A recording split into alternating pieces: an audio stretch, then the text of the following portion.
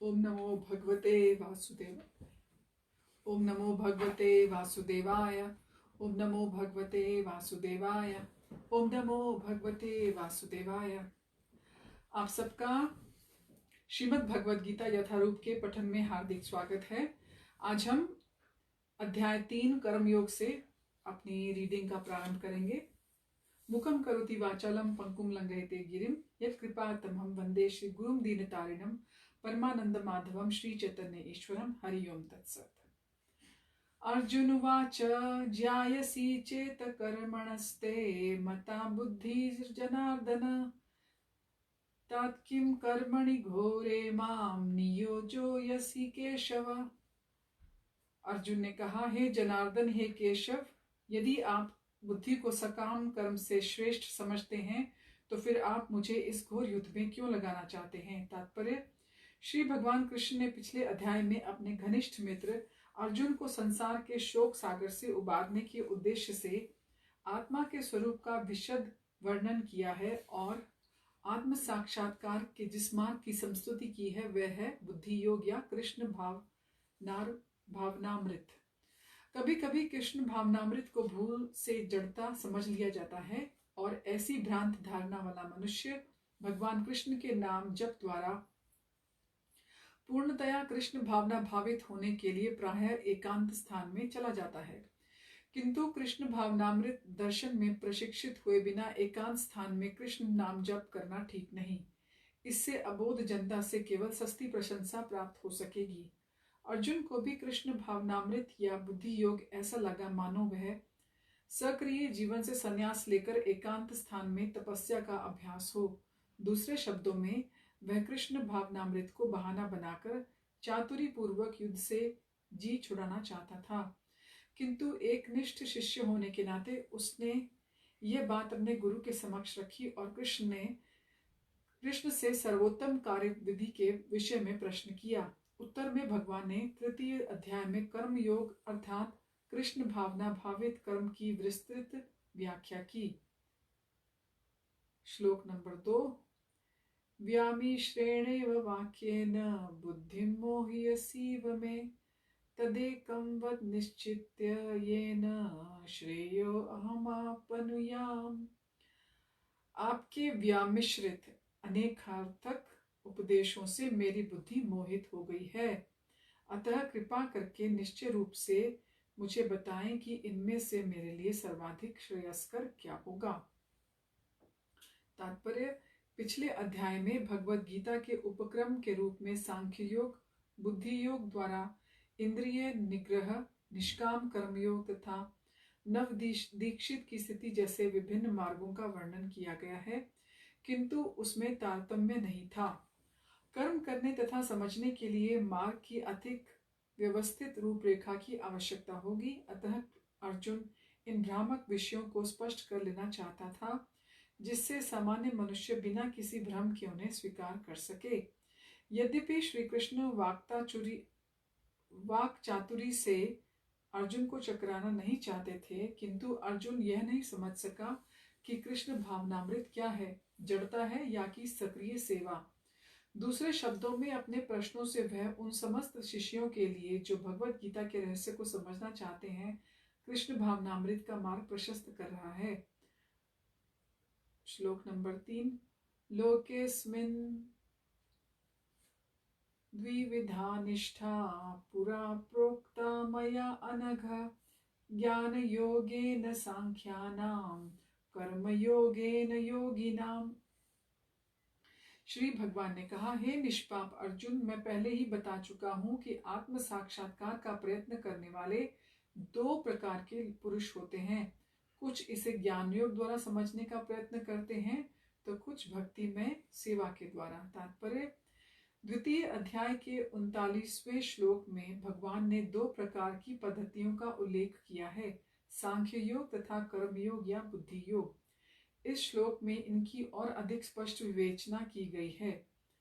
सांख्य योग अथवा आत्मा तथा पदार्थ की प्रकृति का वैश्लेषिक अध्ययन उन लोगों के लिए है जो व्यावहारिक ज्ञान तथा दर्शन द्वारा वस्तुओं का चिंतन एवं मनन करना चाहते हैं। दूसरे प्रकार के लोग कृष्ण भावनामृत में कार्य करते हैं, जैसा कि द्वितीय अध्याय के 61वें श्लोक में बताया गया है। 39वें श्लोक में भी भगवान ने बताया है कि बुद्धि योग या कृष्ण भावनामृत के सिद्धांतों पर चलते हुए मनुष्य कर्म के बंधनों से छूट सकता है तथा इस पद्धति में कोई दोष नहीं है। 61वें श्लोक में इसी सिद्धांत को और अधिक स्पष्ट किया गया है कि बुद्धि योग पूर्णतया परब्रह्म विशेषतया कृष्ण पर आश्रित है और इस प्रकार से समस्त इंद्रियों को सरलता से वश में किया जा सकता है। अतः दोनों प्रकार के योग धर्म और दर्शन के रूप में अन्योन्याश्रित हैं। दर्शन विहीन धर्म मात्र भावुकता या कभी कभी धर्मांधता है और धर्म विहीन दर्शन मानसिक ऊहापोह है। अंतिम लक्ष्य तो श्री कृष्ण है, क्योंकि जो दार्शनिक जन परम सत्य की खोज करते रहते हैं वह अंततः कृष्ण भावनामृत को प्राप्त होते हैं। इसका भी उल्लेख भगवद गीता में मिलता है। संपूर्ण पद्धति का उद्देश्य परमात्मा के संबंध में अपनी वास्तविक स्थिति को समझ लेना है। इसकी अप्रत्यक्ष पद्धति दार्शनिक चिंतन है, जिसके द्वारा क्रम से कृष्ण भावनामृत तक पहुंचा जा सकता है। प्रत्यक्ष पद्धति में कृष्ण भावनामृत में ही प्रत्येक वस्तु से अपना संबंध जोड़ना होता है। इन दोनों में से कृष्ण भावनामृत का मार्ग श्रेष्ठ है, यानी कि कृष्णा कॉन्शियसनेस का मार्ग श्रेष्ठ है, क्योंकि इसमें दार्शनिक पद्धति द्वारा इंद्रियों को विमल नहीं करना होता। कृष्ण भावनामृत स्वयं ही शुद्ध करने वाली प्रक्रिया है और भक्ति की प्रत्यक्ष विधि सरल तथा दिव्य होती है। श्लोक नंबर 4। न कर्मणाम अनारंभात नैष्कर्म्यम पुरुषः अश्नुते न च संन्यासनात् एव सिद्धिं समधिगच्छति। न तो कर्म से विमुख होकर कोई कर्म फल से छुटकारा पा सकता है और न केवल संन्यास से सिद्धि प्राप्त की जा सकती है। तात्पर्य, भौतिकवादी मनुष्यों के हृदयों को विमल करने के लिए जिन कर्मों का विधान किया गया है उनके द्वारा शुद्ध हुआ मनुष्य ही संन्यास ग्रहण कर सकता है। शुद्धि के बिना अनायास संन्यास ग्रहण करने से सफलता नहीं मिल पाती। ज्ञान योगियों के अनुसार संन्यास ग्रहण करने के लिए सकाम कर्म से विरत होने से ही मनुष्य नारायण के समान हो जाता है, किंतु भगवान कृष्ण इस मत का अनुमोदन नहीं करते। हृदय की शुद्धि के बिना संन्यास सामाजिक व्यवस्था में उत्पात उत्पन्न करता है। दूसरी ओर यदि कोई नियत कर्मों को न करके भी भगवान की दिव्य सेवा करता है तो वह उस मार्ग में जो कुछ भी है उन्नति करता है, उसे भगवान स्वीकार कर लेते हैं।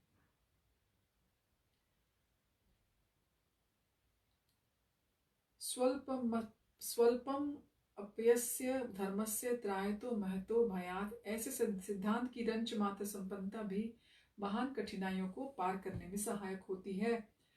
श्लोक नंबर 5। न ही कश्चित् क्षणम अपि जातु तिष्ठति अकर्मकृत् कारयते ही अवशः कर्म सर्वः प्रकृति जय गुणय। प्रत्येक व्यक्ति को प्रकृति से अर्जित गुणों के अनुसार विवश होकर कर्म करना पड़ता है, अतः कोई भी एक क्षण के लिए भी बिना कर्म किए नहीं रह सकता। तात्पर्य, यह देहधारी जीवन का प्रश्न नहीं है, अपितु आत्मा का यह स्वभाव है कि वह सदैव सक्रिय रहता है। आत्मा की अनुपस्थिति में भौतिक शरीर हिल भी नहीं सकता है।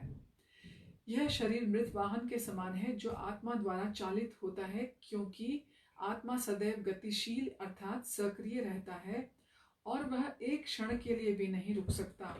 अतः आत्मा को कृष्ण भावनामृत के सत्कर्म में प्रवृत्त रखना चाहिए, अन्यथा वह माया द्वारा शासित कार्यों में प्रवृत्त होता रहेगा। माया के संसर्ग में आकर आत्मा भौतिक गुण प्राप्त कर लेता है और आत्मा को ऐसे आकर्षणों से शुद्ध करने के लिए यह आवश्यक है कि शास्त्रों द्वारा आदिष्ट कर्मों में इसे संलग्न रखा जाए। किंतु यदि कृष्ण भावनामृत के अपने स्वाभाविक कर्म में आत्मा निरत रहता है तो वह जो भी करता है उसके लिए कल्याणप्रद होता है। श्रीमद् भागवत पहला स्कंद 5वां अध्याय 17वां श्लोक इसकी पुष्टि करता है।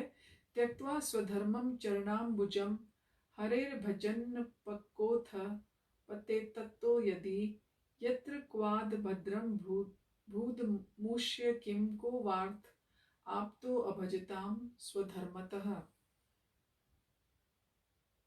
यदि कोई कृष्ण भावनामृत अंगीकार कर लेता है तो भले ही वह शास्त्रानुमोदित कर्मों को करे या ना करे, भक्त करे अथवा ठीक से भक्ति ना करे, और चाहे वह पतित भी हो जाए, इसमें उसकी हानि या बुराई नहीं होगी।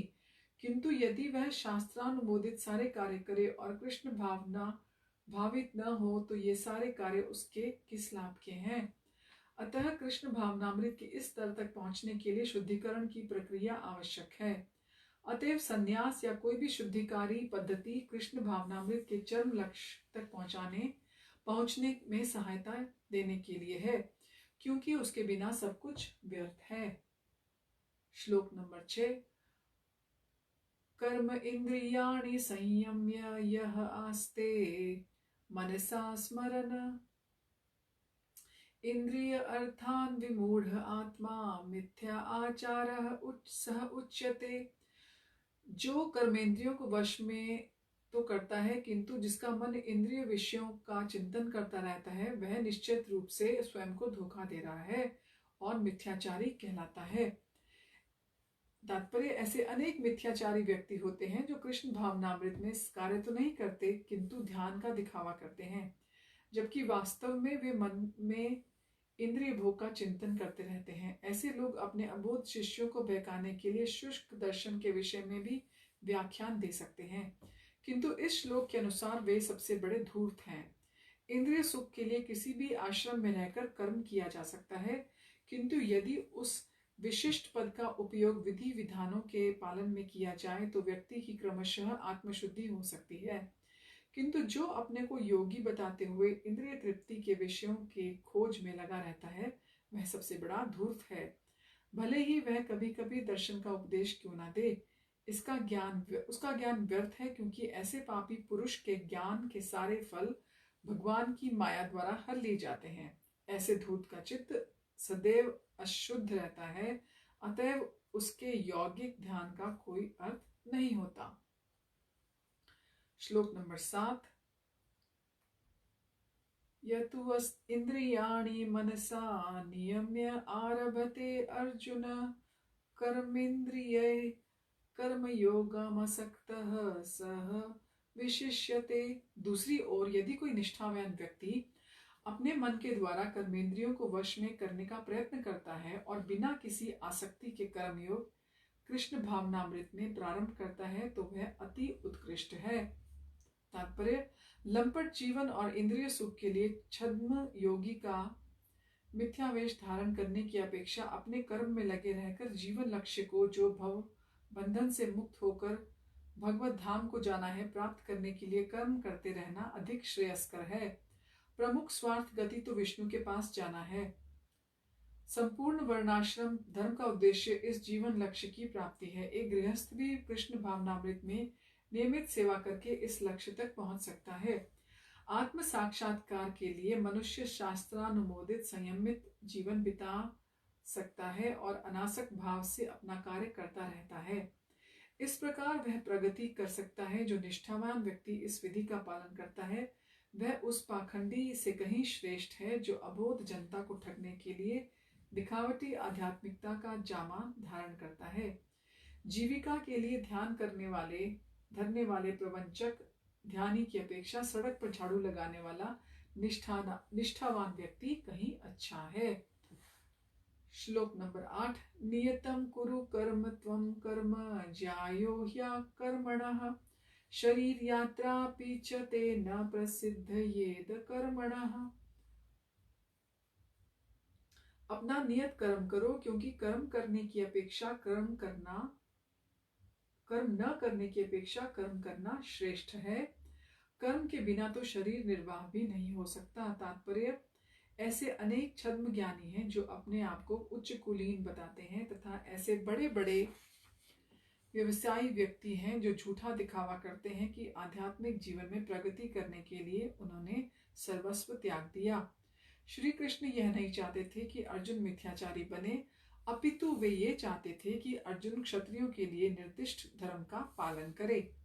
अर्जुन गृहस्थ था और एक सेना नायक था, अतः उसके लिए श्रेयस्कर था कि वह उसी रूप में गृहस्थ क्षत्रिय के लिए निर्दिष्ट धार्मिक कर्तव्यों का पालन करे। ऐसे कार्यों से सांसारी मनुष्य का हृदय क्रमशः विमल हो जाता है और वह भौतिक कल्मश से मुक्त हो जाता है।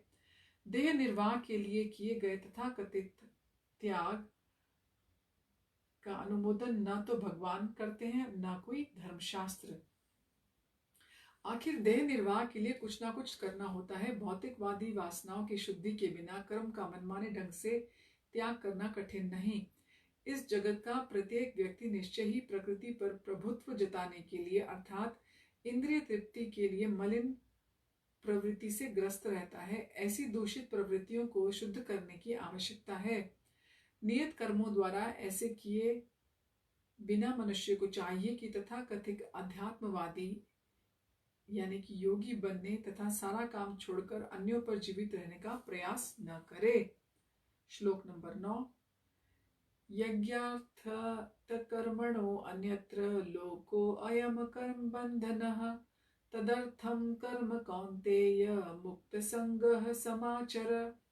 श्री विष्णु के लिए यज्ञ रूप में कर्म करना चाहिए, अन्यथा कर्म के द्वारा इस भौतिक जगत में बंधन उत्पन्न होता है। अतः हे कुंती पुत्र, उनकी प्रसन्नता के लिए अपने नियत कर्म करो, इस तरह तुम बंधन से सदा मुक्त रहोगे। तात्पर्य, चूंकि मनुष्य को शरीर के निर्वाह के लिए भी कर्म करना होता है, अतः विशिष्ट सामाजिक स्थिति तथा गुण को ध्यान में रखकर नियत कर्म इस तरह बनाए गए हैं कि उस उद्देश्य की पूर्ति हो सके।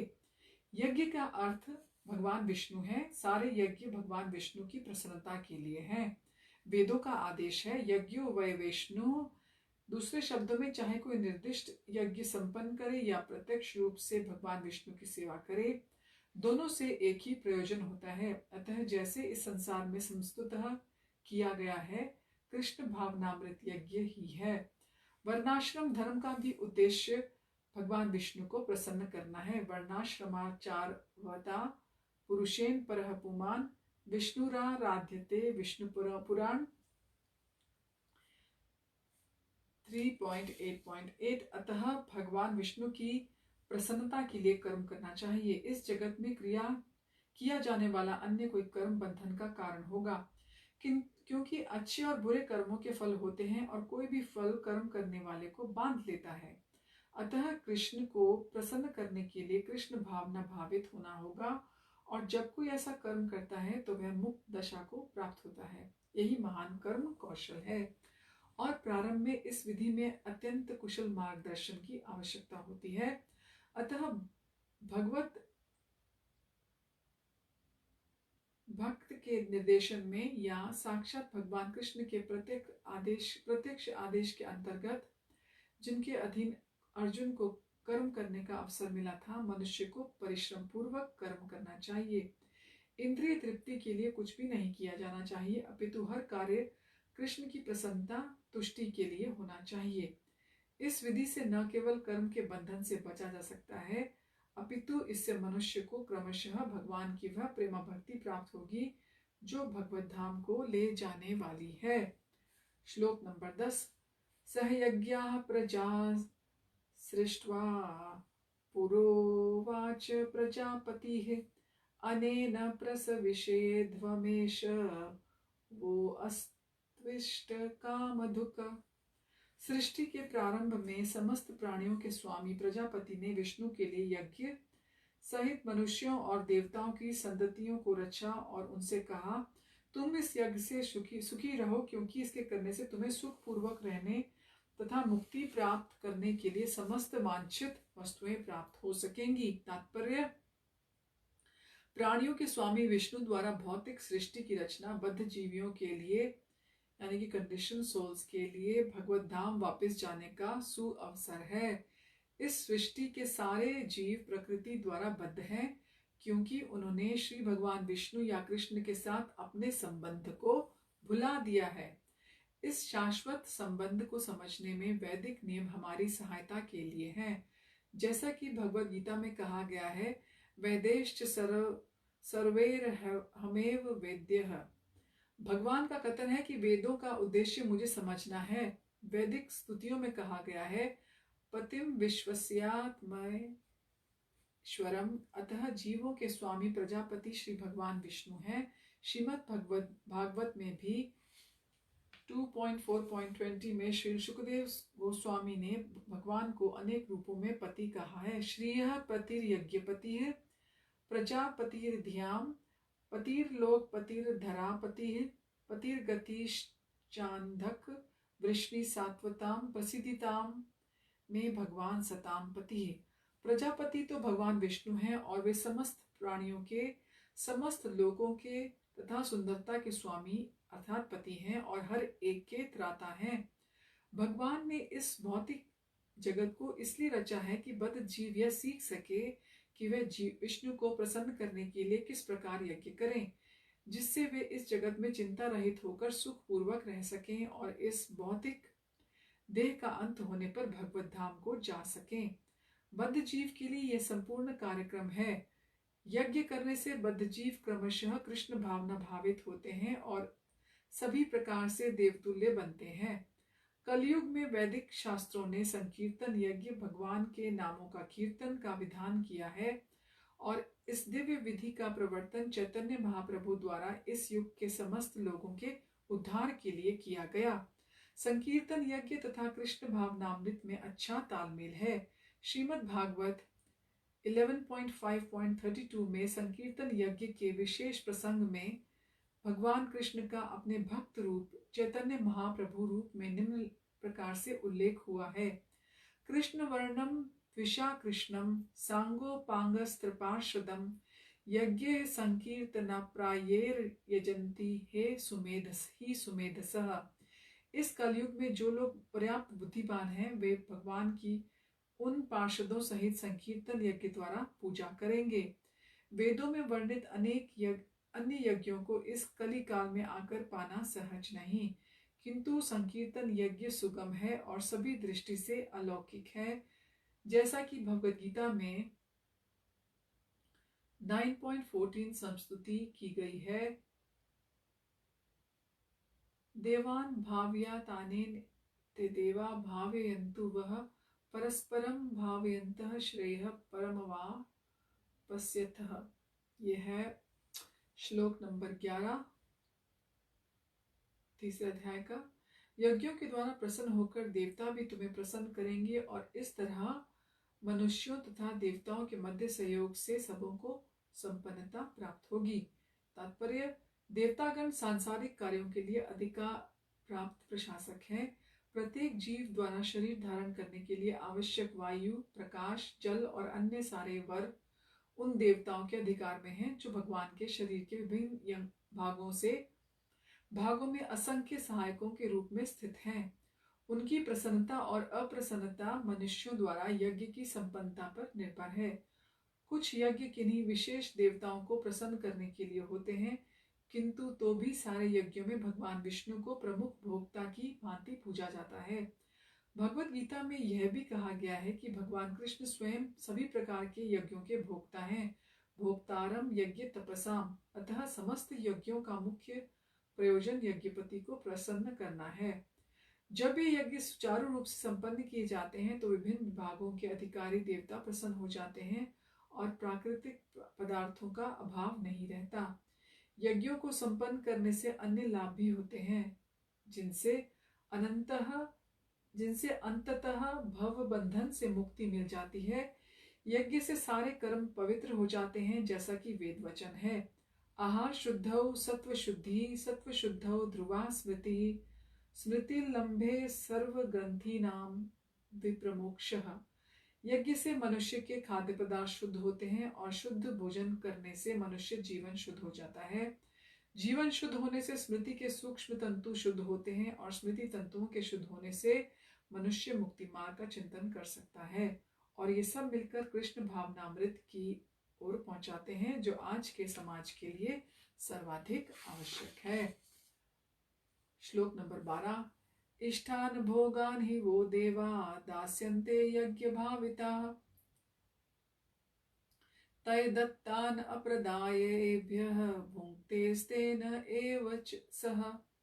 जीवन की विभिन्न आवश्यकताओं की पूर्ति करने वाले विभिन्न देवता यज्ञ संपन्न होने पर प्रसन्न होकर तुम्हारी सारी आवश्यकताओं की पूर्ति करेंगे, किंतु जो इन उपहारों को देवताओं को अर्पित किए बिना भोगता है वह निश्चित रूप से चोर कहलाता है।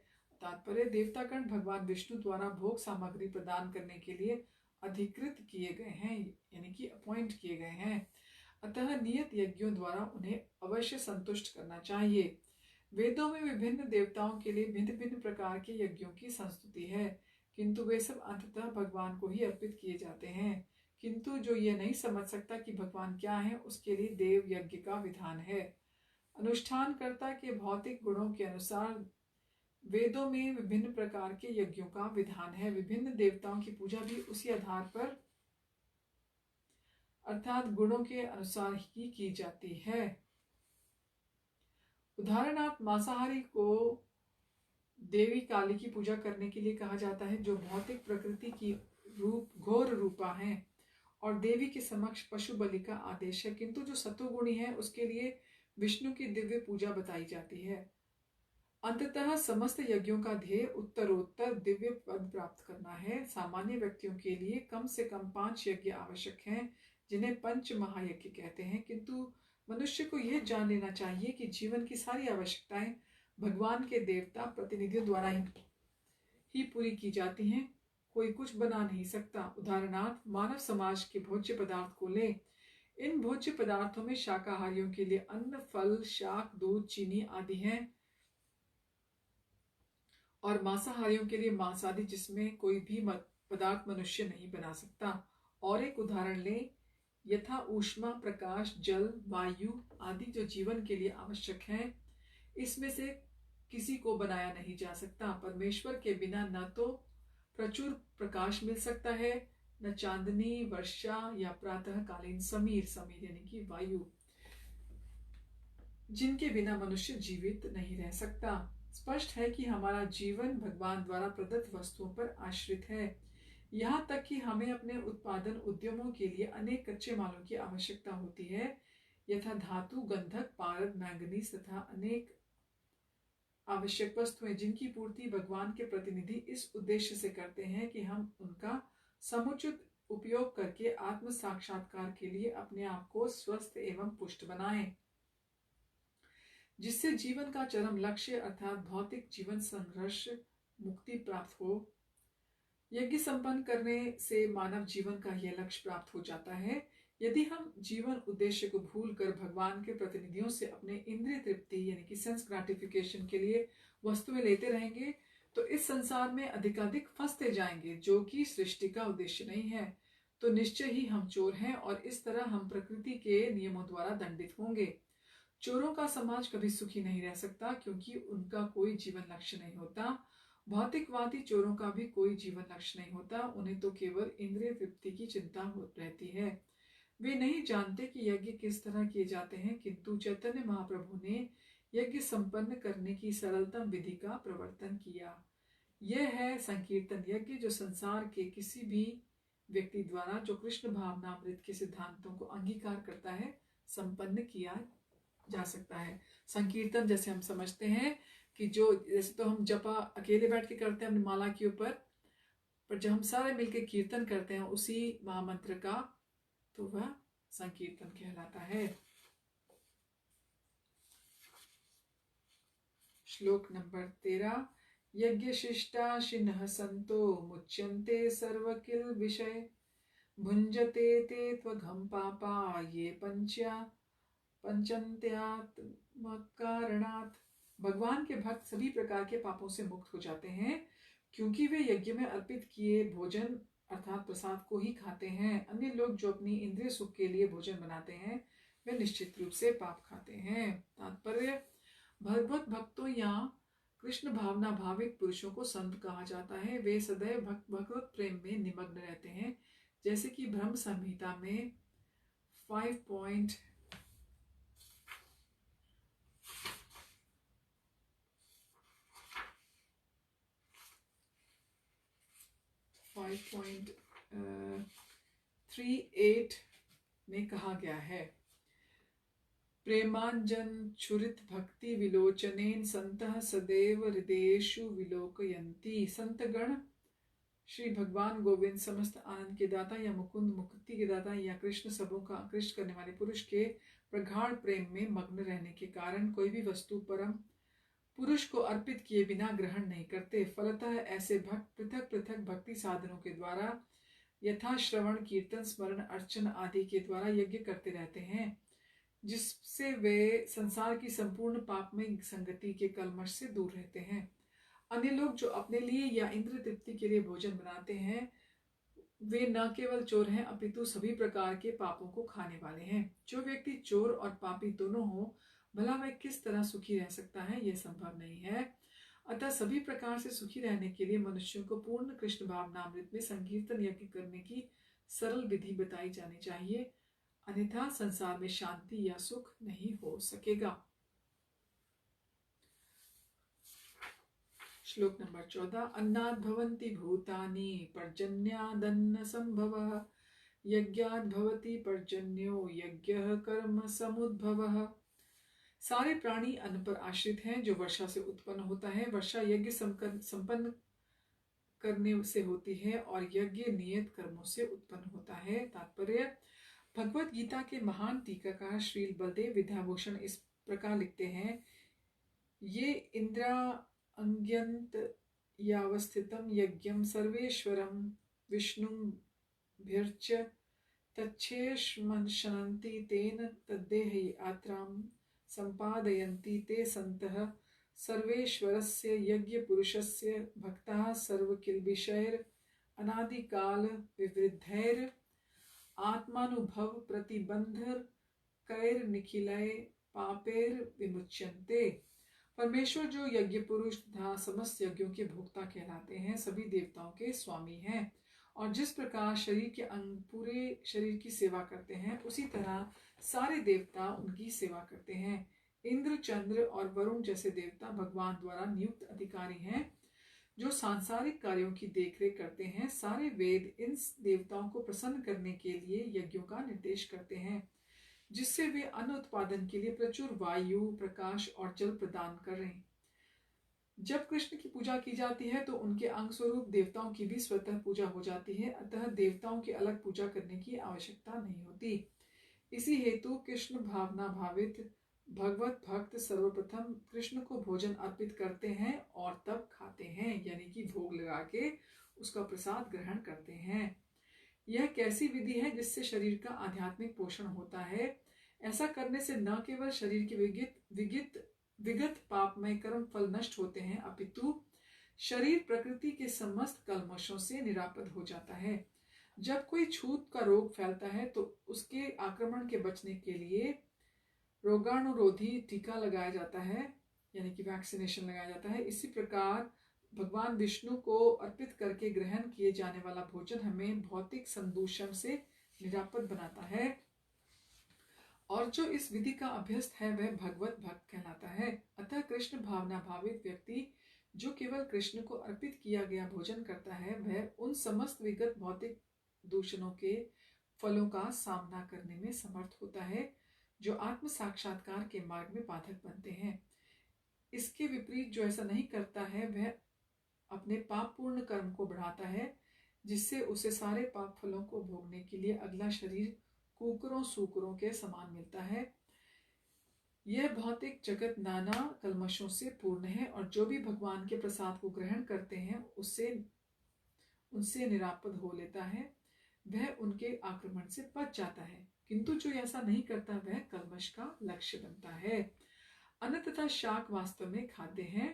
मनुष्य विभिन्न प्रकार के अन्न, शाक, फल आदि खाते हैं, जबकि पशु इन पदार्थों के उच्चिष्ट को खाते हैं।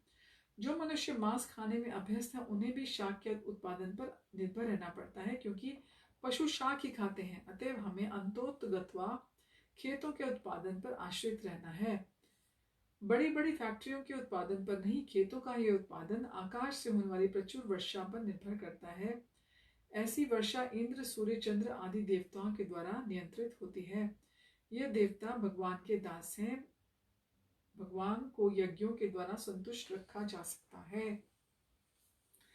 अतः जो इन यज्ञों को संपन्न नहीं करता उसे अभाव का सामना करना होगा, यही प्रकृति का नियम है। अतः भोजन के अभाव से बचने के लिए यज्ञ और विशेष रूप से इस युग के लिए संस्तुत संकीर्तन यज्ञ संपन्न करना चाहिए। तो हम श्लोक 15 के आगे तीसरे अध्याय की रीडिंग अपने अगले सत्र में कंटिन्यू करेंगे। आप सबका हमारे साथ जुड़ने के लिए हार्दिक धन्यवाद। हरि ओम तत्सत। हरे कृष्णा।